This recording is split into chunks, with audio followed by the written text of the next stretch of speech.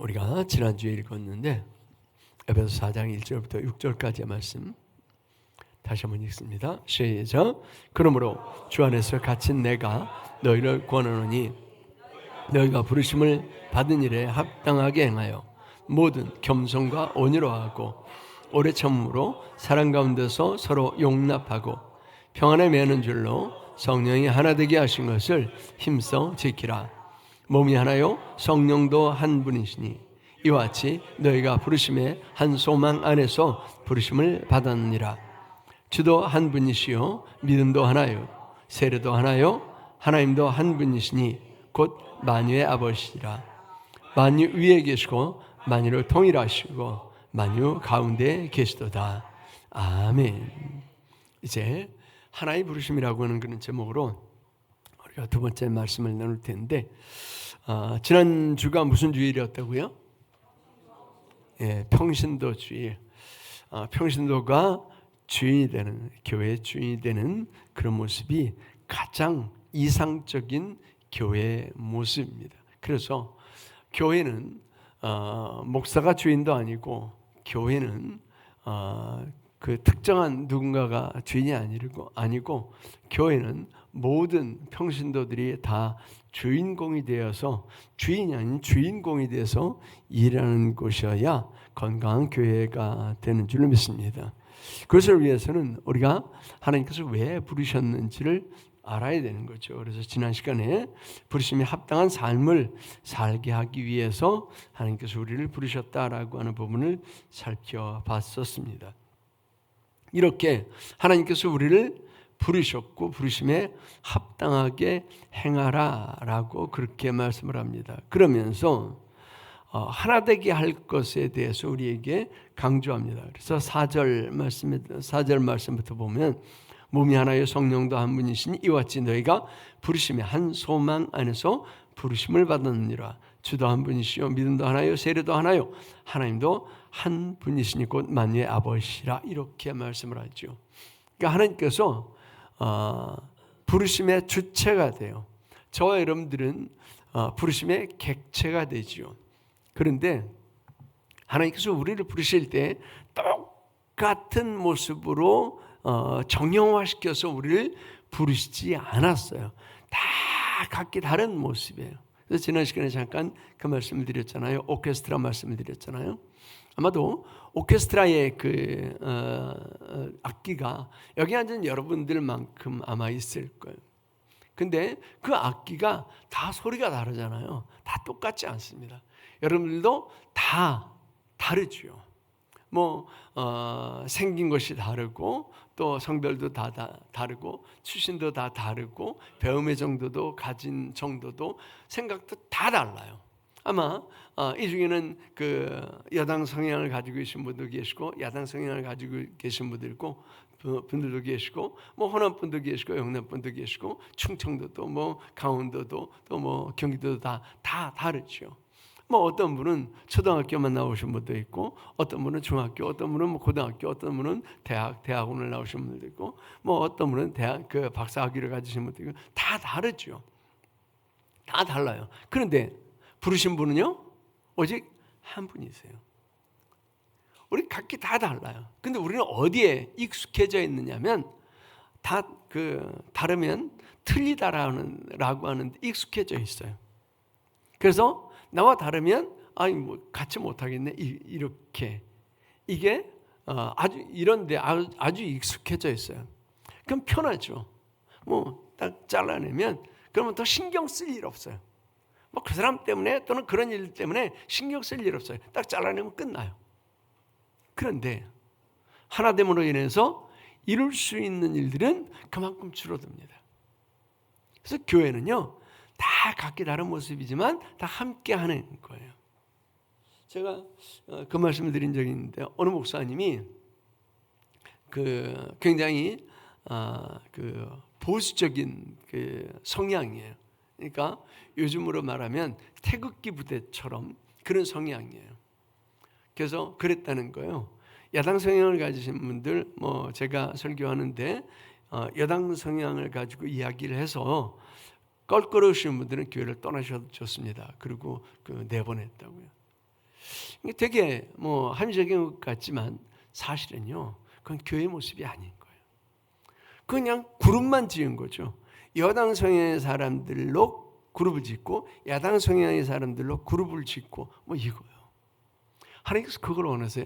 하나님께서는 그걸 원하시는 게 아니에요. 다 달라요. 생각이 다 다를 수 있죠. 똑같은 걸 가지고도요, 다 다를 수 있어요. 요걸 하나를 보는데도 여러분들이 아마 각도에 따라서 다 다를 거예요. 여러분들의 각도에 따라서 보여지는 게 다 다릅니다. 그러니 우리가 뭐 다 각기 다른 사람이기 때문에 다 각기 다른 생각을 할 수밖에 없는 거죠. 근데 그걸 용납하라라고 하는 거예요. 이 교회 안에서는 그게 용납돼야 돼요. 그게 용납되지 않으면 그러면 저 인간은 내가 꼴 보기 싫으니까 안 나왔으면 좋겠어. 내보내. 잘라내. 이렇게요. 같이 할 수 없겠네? 이거예요. 근데 오늘 성경 말씀에서는 뭐라고 얘기를 해요? 성경 말씀 속에서는 우리는 한 부르심의 소망 안에서 부르심을 받았다. 그렇게 얘기를 합니다. 되게 포용적인 그 교단을 들라 그러면 아마도 기장이 제일 그 기독교 기독교 장로회가 아마 제일 포용적인 교단일 거고 그 다음으로가 아마 우리 감리교회일 거예요. 근데 요한웨슬리는 그렇게 이야기를 했어요. 본질적인 것에서는 일치를. 그러니까 우리가 구원의 문제에 있어서만은 다른 걸 용납해서는 안 돼요. 예수 그리스도로 말미암아 구원받는다라고 하는 데는 우리가 타협할 수 없습니다. 이게 본질이에요. 예수 그리스도로 말미암아 구원받는다라고 하는 것은 이건 본질이에요. 복음의 본질이에요. 그런데 비본질적인 것은 자유를. 여기 넘어가서 뭐 비본질적인 것. 그러니까 우리가 예배할 때 이 예배는 사실은 복음이 아닌 비본질적인 거거든요. 그러니까 예배 형태가 천주교 형태다, 또 뭐 우리 교회 같은 형태다, 아니면 옛날처럼 뭐 교동문 읽고 뭐 일어서고 앉아고 이런 그 모습도 있잖아요. 이건 사실은 비본질적인 거거든요. 예배의 순서가 성경에 안 나와 있습니다. 기도의 순서가 성경에 안 나와 있어요. 예배 때 교동문을 읽으라라고 하는 거, 예배 때 사도신경을 해라 말라라고 하는 거 성경에 안 나와 있습니다. 그래서 이건 비본질적인 거예요. 이런 것들은요, 자유를 그랬어요. 그리고 모든 것의 사랑을 이렇게 얘기를 했어요. 그러니까 본질적인 것에는 일치를, 비본질적인 것에는 자유를, 그리고 모든 것의 사랑을 그랬어요. 그럼 이게 되는 거예요. 이게 용납이 돼요. 근데 사랑이 이렇게 빠지잖아요. 사랑이 빠지면 그러면 칼날을 세워요. 칼날을 세워서 야, 너는 여당 성향이기 때문에, 너는 야당 성향이기 때문에, 너는 뭐 감리교회이기 때문에, 나는 장로교회이기 때문에 이렇게 다 잘라요. 그럼 편하다니까요. 편해요. 근데 하나님의 일은요, 할 수가 없어요. 저 사람은 진짜 마음에 안 들어요.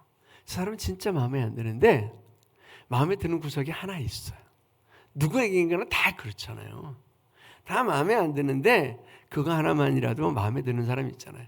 어떤 경우에는 다 마음에 드는데 그거 하나 마음에 안 드는 경우도 있잖아요. 그런데 그렇다고 해서 다 벽을 치고 잘라낼 수는 없어요. 그거 마음에 안 드는, 그 마음에 드는 거 그거 하나를 위해서 같이 합력하는 거죠. 마음에 안 드는 그것만 빼고 같이 합력하는 거죠. 그게 하나님께서 저와 여러분들을 부르셔서 교회를 세워가게 하시는 모습입니다.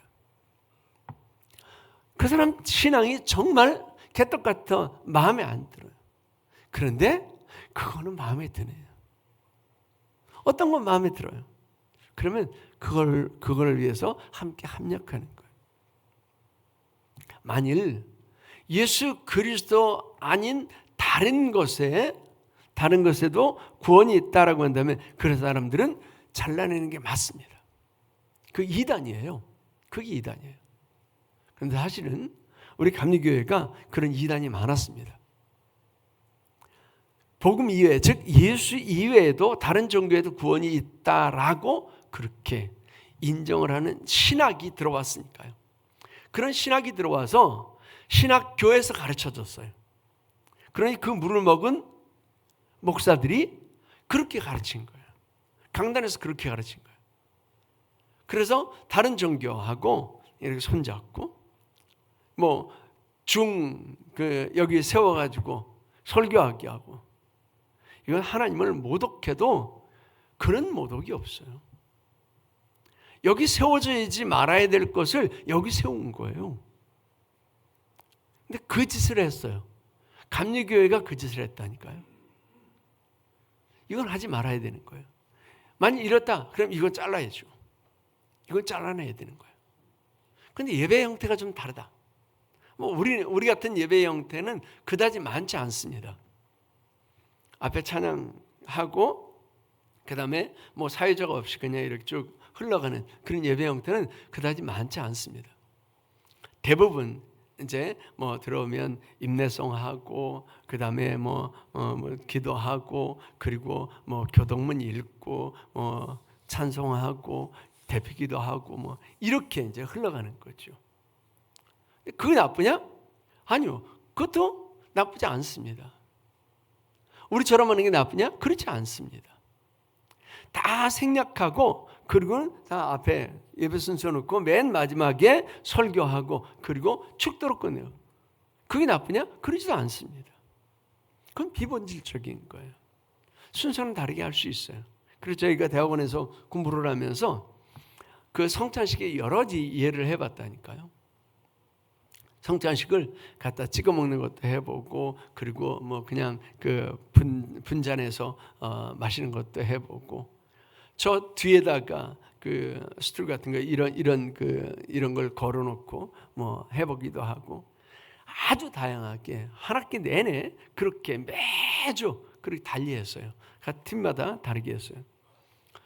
그럼 여기다가 이런 그 스툴을 걸어놓고 하는 게 옳고 저 문에 들어올 때 이게 이렇게 걸려 있으면 안 되고 그러냐? 그렇지 않습니다. 뭘 강조하느냐? 이 그 스툴의 모습이 강조하는 그 의미만 살면 되거든요. 근데 맨날 여기 걸려 있는 걸 봤는데, 아니 들어오는데 이게 딱 걸려 있어요. 저 앞에 딱 걸려 있어요. 그러면 아마 이상하게 생각해요. 왜 여기다 걸어놨지?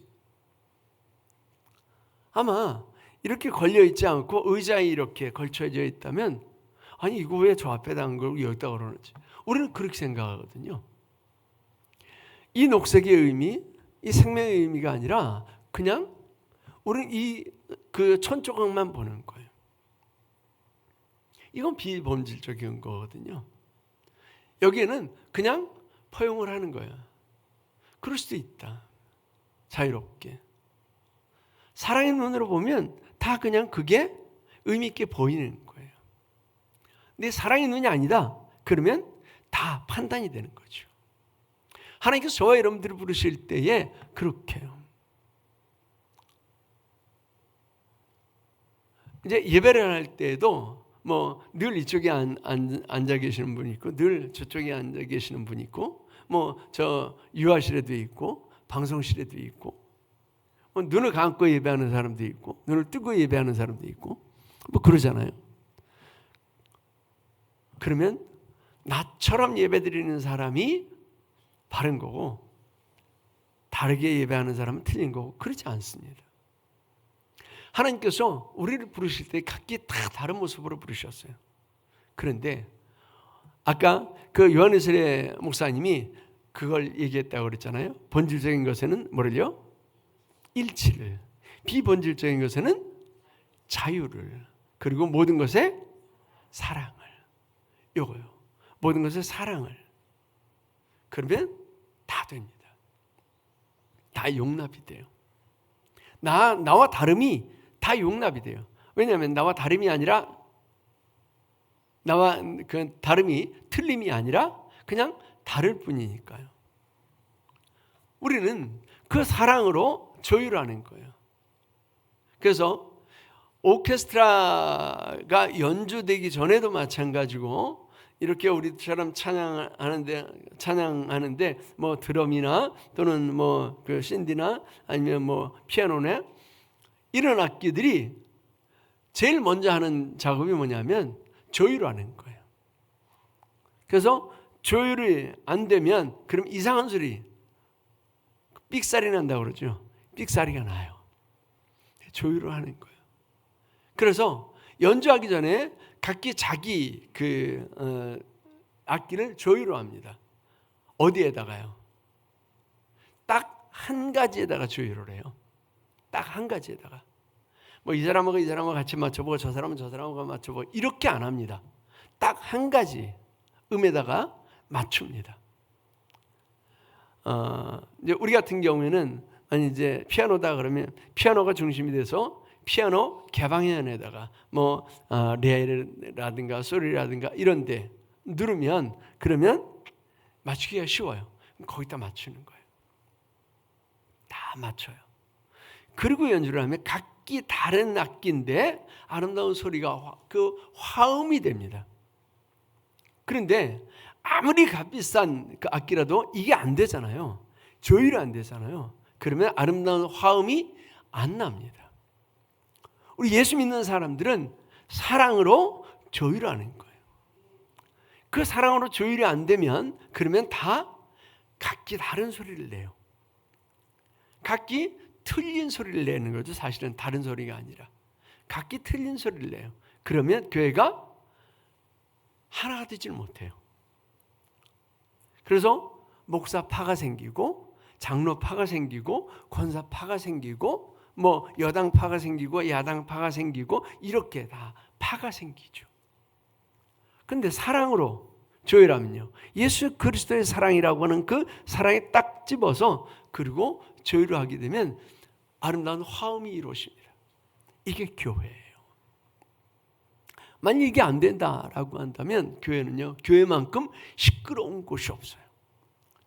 이거 다 다르다니까요. 저 여러분들이 다 달라요.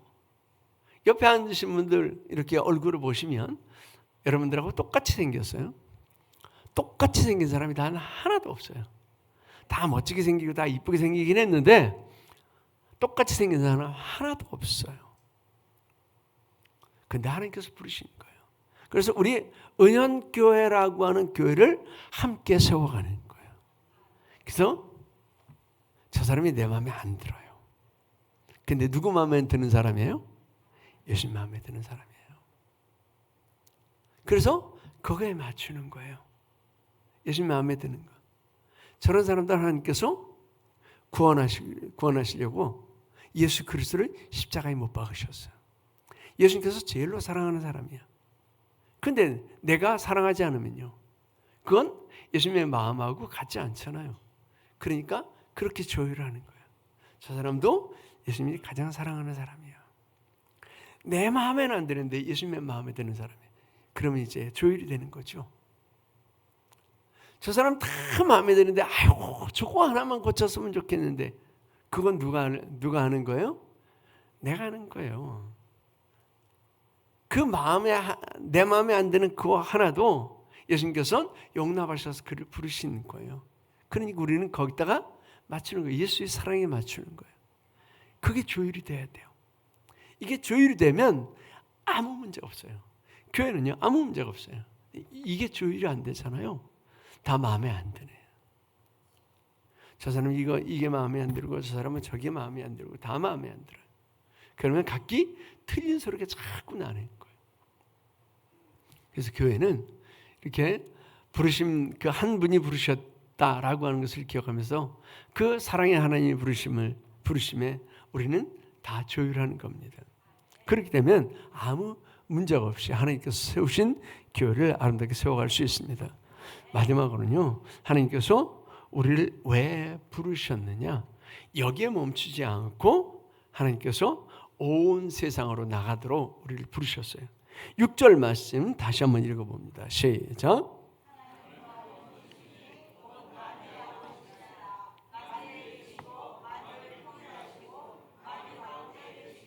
아멘.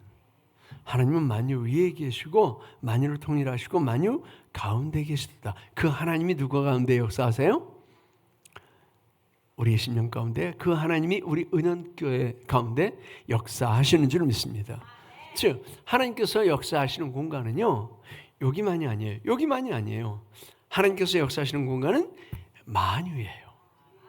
그러니까 하나님의 마음을 알면 우리는 여기만 역사하지 않고요, 여기만 역사하지 않고 만유 가운데 역사하시는 하나님을 보게 될 줄 믿습니다. 제가 이제 내일부터 내일 이제 그 새벽 아주 이른 시간에 그 비행기 그 시간이라서 제가 새벽 기도를 못 하고 가는데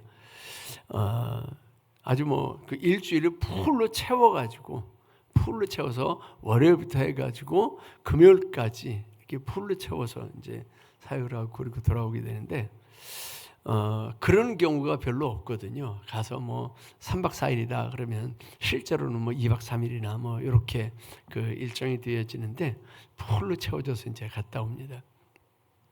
근데 제가 그 사역 대상자들이 누구냐면 그 어린 아이들이에요. 아주 어린 아이들 말고 중고등학생들 그리고 청년들이에요.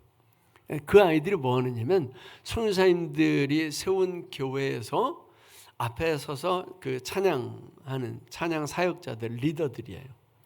그러니까 거기는 이제 중고등부 애들 그리고 청년들이 그 찬양 사역을 하거든요.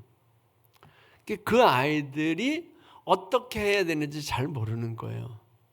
찬양을 어떻게 해야 되는 건지, 목소리는 어떻게 내야 되는 건지, 또 악기는 어떻게 다뤄야 되는 건지, 화음을 어떻게 맞춰야 되는 건지, 뭐 찬양할 때 순서를 어떻게 해야 되는 건지 이런 것들을 이제 잘 모르고 주먹국으로 하는 경우가 많거든요. 그래서 그 아이들을 모아서 이제 컨퍼런스를 하는 거예요.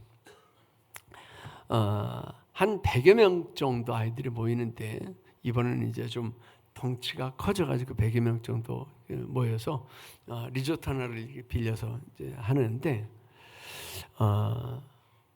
우리가 생각할 때는 뭐 우리 교회도 힘든데 뭐 우리도 힘든데 이렇게 생각할 수 있어요. 근데 하나님의 마음은 이렇게 땅끝을 향해 가 있어요. 우리만 생각하는 것은 내 마음이에요. 근데 하나님의 마음은 땅끝을 향해서 가 있어요. 그래서 우리의 마음도 사실은 그 땅끝을 이렇게 찾아가야 되거든요. 근데 너무 많은 경우에 우리만 이렇게. 하나님께서는 만유 위에 계시고 만유를 통일하시고 만유 가운데 계신 분이에요. 하나님께서 역사하시고 사역하시는 그 공간들이 만유예요. 그러니까 우리는 하나님의 일하심을 그렇게 봐야 돼요. 만유 위에 하나님께서 어떻게 역사하시느냐라고 하는 것을 봐야 돼요. 제가 이제 선교사역, 단기 선교사역만 금방 말씀을 드렸지만 사실은 우리 선교사님들이 사역하는 그 사역지에서 어떻게 역사하시는지 이걸 볼 수 있어야 돼요. 하나님께서 어떻게 역사하시는지. 그래서 우리가 그냥 선교사님들은 그냥 뭐 선교사역 해 이게 아니고요. 선교사님들의 그 사역의 현장에서 어떤 일이 일어나는지 이런 걸 보는 거예요. 하나님께서 어떻게 그들을 통해서 역사하시는지 그걸 보는 거예요.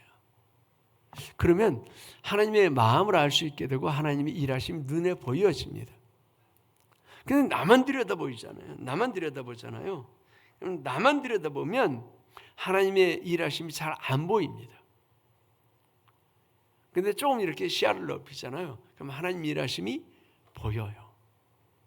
우리가 이렇게 나무만 보면 그 나무만 이렇게 보이지만 이게 숲을 보면 숲에 계절이 보이죠. 숲에 이렇게 환경이 전체적으로 보여요. 숲뿐만 아니라 멀찍하면서 이렇게 산을 보면 그러면 더 큰 그림을 볼 수 있게 되죠. 우리는 그렇게 볼 수 있어야 돼요. 우리가 신앙생활 하면서 나에게만 이렇게 내게 일어나는 일들, 내게 일어나는 일을 가만히 면밀히 들여다보면 사실은 하나님의 일하심이 아주 세세하게 보입니다. 하나님께서 내 고통을 통해서 어떻게 역사하시는지, 하나님께서 내 성공을 통해서 어떻게 역사하시는지, 하나님께서 왜 물질을 주셨는지, 하나님께서 왜 내게 재능을 주셨는지, 건강을 주셨는지, 이걸 신경을 써서 보면 보입니다. 근데 대부분 그냥 나만 이렇게 들여다보면 하나님의 일하심이 크게 안 보여요. 근데 이렇게 시야를 넓게 하면 하나님의 일하심이 보여요. 더 크게 이렇게 시야를 넓히면 왜 이 시대에 이런 일들이 일어나는지 이런 것들이 보여요. 성경과 이렇게 시대를 보면 그런 보여요. 이 메시지 말에 사람들의 마음이 왜 이렇게 변하는지, 왜 전쟁의 양상은 이렇게 가는지, 왜 이스라엘이 그렇게 이란을 폭격하고 또 이스라엘은 그렇게 욕을 먹는지. 지금 이스라엘에게 잘한다라고 박수치는 나라는 단 한 군데도 없습니다. 지금 트럼프가 그냥 이스라엘의 뒷배가 되어 주니까 그냥 미국이 용인하는 것 같지만 사실은 미국 내에서도 굉장한 반대 여론이 있습니다. 그러니까 이스라엘은 욕하고 있는 거예요. 이재명 대통령이 그 인권 문제를 얘기한 것처럼 사실은 이스라엘은 엄청난 욕을 먹습니다. 성경에 보면 모든 민족이 다 이스라엘을 향해서 손가락질하고 그리고 이스라엘을 대적하는 그런 일들이 생긴다라고 했는데, 물리적인 군사적인 그런 대적은 안 할지라도 지금 심령적으로는 다 이스라엘을 대적하고 있습니다. 이런 일들이 다 성경에 나와 있는 얘기거든요. 그러니까 성경을 보고 시대를 보면 그럼 하나님의 큰 시대를 이루어가시는 하나님의 큰 그림이 이렇게 보여요. 그러니까 하나님께서는 그냥 내 안에서만 역사하시는 분이 아니라, 우리 가정이나 또는 교회 안에서만 역사하시는 분이 아니라 하나님께서는 이 시대에 역사하시는 분인 줄 믿습니다. 이 시대를 통해서 역사하시는 분이시기 때문에 하나님의 역사하심을 우리는 볼 수 있게 됩니다. 즉 하나님께서 일하실 때에 나라고 하는 개인을 위해서만 일하시는 것이 아니라 이 시대를 위해서 일하신 거고, 하나님께서 나를 부르실 때도 나를 위해서만 부르신 것이 아니라, 내 구원을 위해서만 부르신 것이 아니라 교회를 세워가고 하나님의 마음이 가 있는 그 땅끝 온 세상 만유를 위해서 일하게 하기 위해서 저와 여러분들을 부르셨다라고 하는 사실을 우리는 잊지 말아야 될 줄 믿습니다. 그래서 우리의 사역이 이렇게 넓어져 가야 돼요. 근데 요즘은 사역이 점점 좁혀져 가요. 그래서 교회 안에도 이기주의가 너무 팽배해져 있어요. 이건 말세의 현상 중에 하나예요. 교회 안에도 이기주의가 아주 팽배해져 있는데 이건 말세의 현상 중에 하나예요.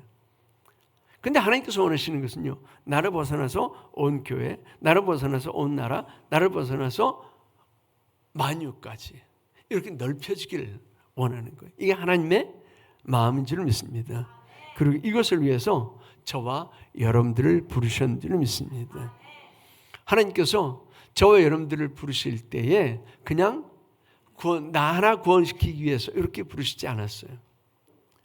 저와 여러분들을 부르실 때에 나를 부르셔서 주변에 있는 다른 평신도들과 함께 합력해서 교회를 세워가게 하시고, 그 건강한 교회가 하나님의 마음 따라 땅끝을 향해 가게 하시고 그 땅끝에서 사역하도록 하신 것이 하나님의 뜻인 줄 믿습니다. 성령께서 우리를 하나 되게 하시고 그리고 그 하나된 힘으로 세상을 향해서 나가게 하신 것, 이게 하나님의 뜻인 줄 믿습니다. 평신도를 세우시는 목적, 평신도를 부르시고 세우시는 그 이유가 여기에 있는 줄 믿습니다. 그래서 저와 여러분들은 사실은 이 사역의 주체입니다. 그냥 가만히 교회만 왔다 갔다 하게 하기 위해서 하나님께서 부르신 것이 아니라 일하게 하기 위해서, 합력하는 그런 가운데 일하게 하기 위해서 저와 여러분들을 부르셨음을 기억하면서 하나님의 부르심에 합당한 그런 삶을 살아갈 수 있기를 바랍니다. 합당한 성도로서의 삶을 살고, 합당한 평신도로서의 삶을 살고, 합당한 하나님 일꾼으로서의 삶을 살아갈 수 있기를 바랍니다. 그래서 저와 여러분들을 통해서 하나님의 크신 일들이 힘있게 이루어지는 그런 복된 삶을 살아갈 수 있기를 축원합니다. 기도하겠습니다. 아버지 하나님, 하나님께서는 우리를 부르실 때 부르심에 합당한 그런 정결한 삶을 살게 하기 위해서 우리를 부르셨습니다.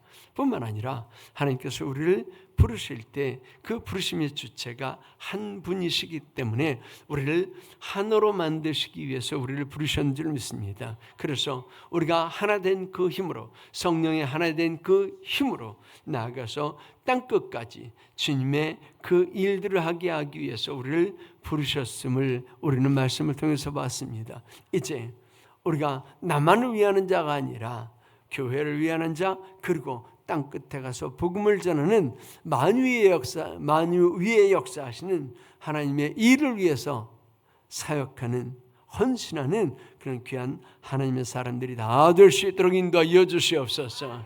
그래서 하나님의 그 큰 일들이, 만유 위에 역사하시는 하나님의 그 큰 일들이 우리의 작은 손을 통해서, 우리의 작은 합력을 통해서 이루어지는 놀라운 역사를 만들어가게 하여 주시옵소서.